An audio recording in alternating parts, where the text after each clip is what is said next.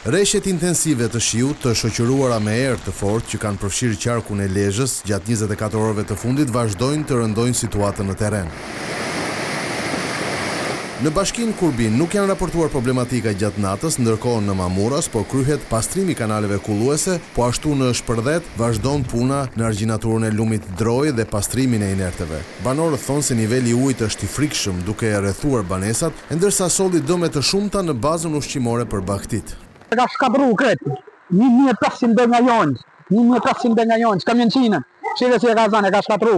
Niveli i ujit në borë ka qenë 1,20 m, qitum pak në rrugë 3 metra, 2 metra gjysmë ujë.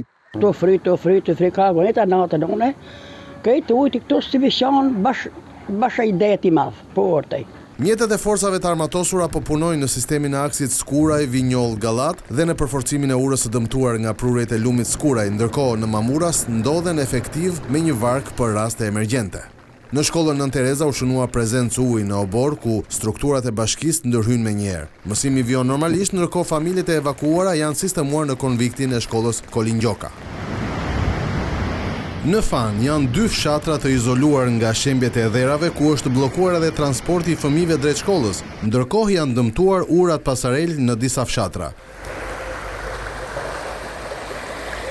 Në fshatin Shëngjin dhe Kurbnesh është bllokuar rruga kryesore që lidhet me Lurën dhe ka bllokime rrugësh në disa fshatra të tjerë.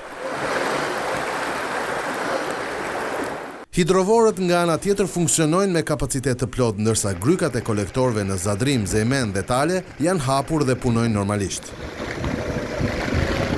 Në Shkodër mbetet i bllokuar segmenti ndërhysaj Breg Lumi nga rrëshqitja e gurve, ndërsa punimet për hapjen e tij vijojnë.